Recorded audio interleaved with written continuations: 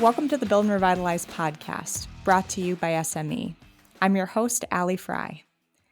The series tackles a topic that's really near and dear to my heart, gender inclusion in the AEC industry. Over the next few episodes, we'll talk to industry leaders on the importance of inclusion and how to establish initiatives that support women in the workplace.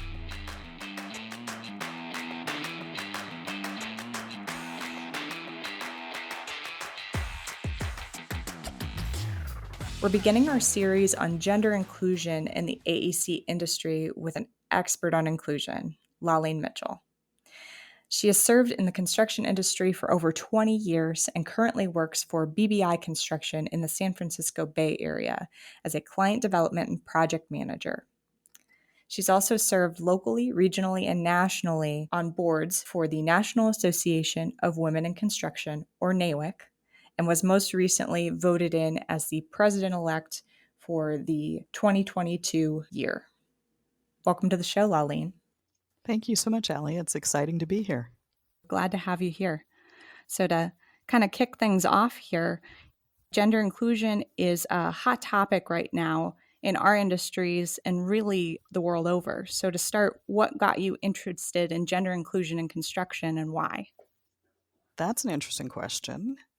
I have to say I've always been a bit of a feminist because I grew up in a very male-oriented household. My father ran the show. Kids were to be seen and not heard, and women particularly were to be beautiful and not talkative. So let's just say that all along I wanted to be seen and heard. And so that ran through education up into actual work, all the way through to when I joined the construction industry and realized that the majority of my peers were women in the office, in the lower echelons of our company. And to say that I wanted to climb the ladder like everybody else and run the projects, that's what got me started thinking about what difference it made in terms of gender equity. It's interesting that you say that because there's a general feeling among my circles and some women that I've spoken to through NAWIC and other organizations that women in construction tend not to advance to higher positions at the same rate as their male counterparts. Is this valid in your experience? And what are your thoughts on changing or reversing that perspective? It's absolutely valid. I have to say, here in the Bay Area, there is Dr. Kelly McElhaney, who teaches at the University of California at Berkeley. And she had a saying that I sat in on one of her talks, and she said, likes, likes, like. And just for the simple ease of human beings picking the things that they like, that look like them, that act like them, likes, like. It's just easy. And for a myriad of other reasons, it's simple. People want to do what's easy and repeat it. And so I think that often, because we are in a male-dominated industry, it's not necessarily intentional, or they don't mean to keep us out on purpose, but the idea is that it's easy to call up a friend and ask. And the friend is generally a male who looks just like them and who has gone to schools the same places they have and has done the same things that they do. So it's just simple. So what we have to do is to push, number one, with the numbers of women that we get into construction and help them stay in construction so that there's a large enough, let's just call it a sample set, for us to really be able to move the needle and to make a difference with that. But we also have to continue to push and to be aggressive about stating our intentions and our desires and wanting to climb those ladders. And also, hopefully, starting our own companies and doing it ourselves so that there are more and more opportunities available to grow and to reach those upper echelons. Yeah, it's funny that you talk about likes, because I've heard it as a hiring bias and other cognitive biases that you're not even aware of. So what have you seen work really well to help people kind of overcome those unconscious bias to say, hey, maybe someone who's different than me could really help in this position? It's interesting that you ask that, because that is another challenge that I think that a lot of the companies face. Many of these folks have been doing the same things in the same ways for a very long time. And again, it's not necessarily that they intend for their actions to be limiting. It's just easy for them not to have to think about it and just we'll do it the same way we did it last year, or we'll do it the same way we did it when we needed this candidate last time. I feel like if we offered solutions to those irritations that we suffer, we might get them to change or to implement it just because we've made it easy for them. And we can now provide those options or opportunities that they weren't even aware of or that they truly didn't know how to find.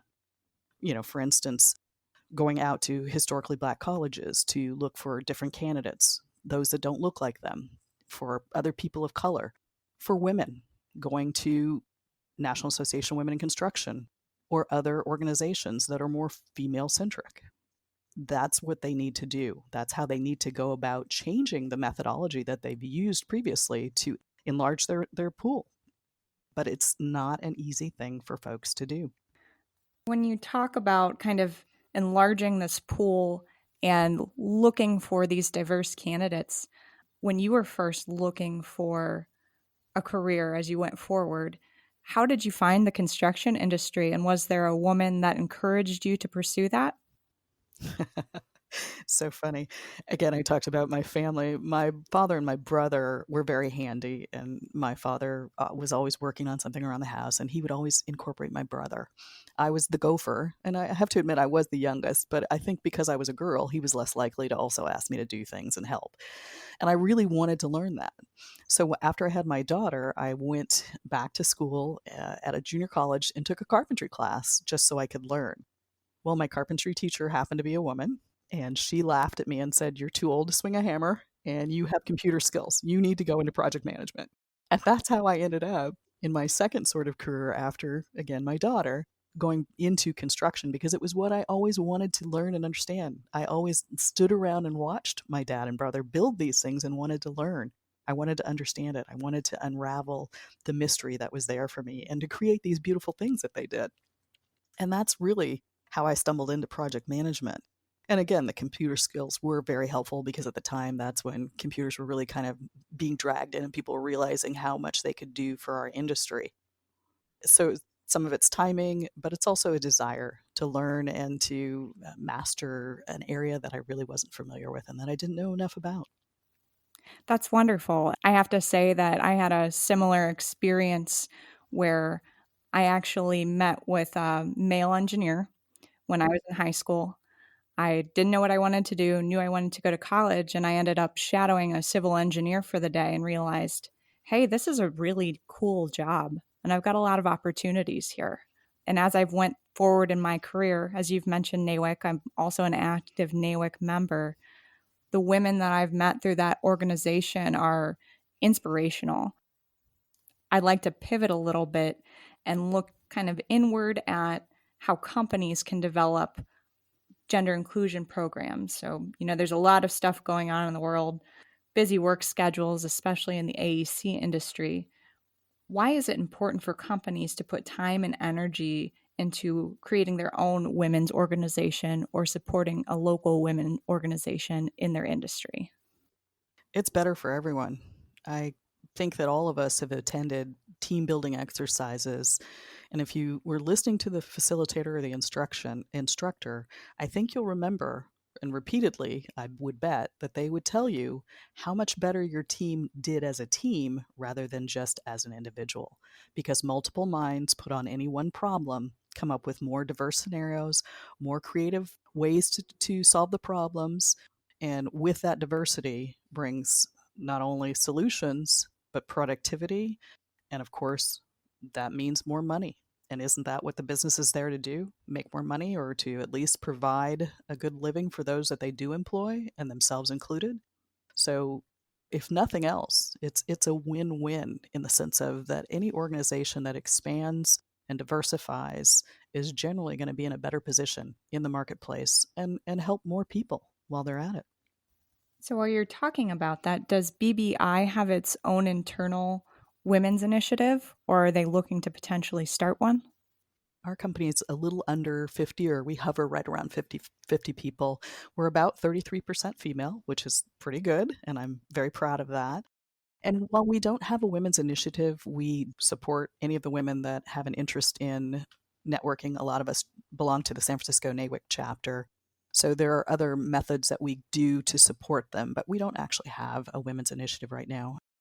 It's a good point to say, hey, if you do have a smaller company, maybe you don't need an internal group. There's a lot of resources out there in the industry to still make those connections, to still have those role models for your female employees.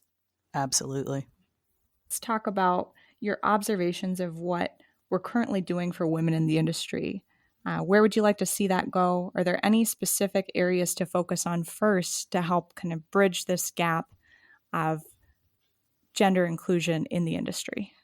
That's challenging, and I chuckle because there are so many different ones, I don't even know where to start. But I would say that I would like to see us work on breaking down the standard myths. Women are more emotional, so they can't be managers. Every woman's going to take a break to start a family, so why should we invest in her? Women aren't strong enough to do this job. I could go on for hours talking about all the negative things that I've heard. But I think the positive thing, and like I said earlier, is to enlarge our sample set within the industry. We're hovering around 9%, and we've been here for a long, long time. I do think that we need to continue to appeal to the younger women and show them opportunities and, the fact that you can feed your family on a construction wage very well, even if you're a single mom. Those things should be taken into consideration when you're selecting a career. It's not easy what we do, but I think that, again, the more of us that get in here, the more that will show women can completely do this job and do it well. And then each one of us needs to reach back and bring the next one forward. I just think that we have to get out there and keep doing the job, keep pushing, and keep trying to expand those numbers. I hope by the time I retire, it will be at 15 or 20%. But unless we start measuring and managing those measurements, I don't think it's going to change much. Can you share a couple of stories from your years working in the construction industry where you feel, hey, I've really triumphed?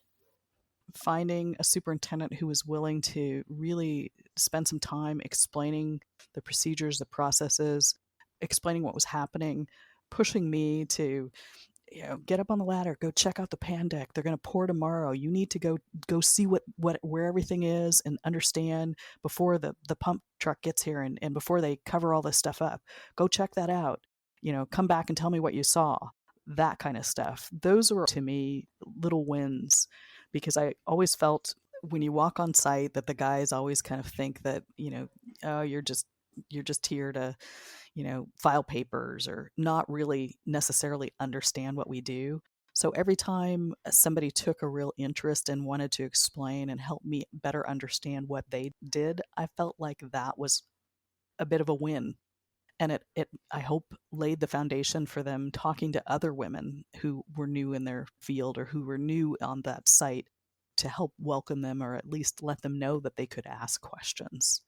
Sometimes I think just being there made a difference in that sense, and those were almost as victorious as the walk up the project management ladder.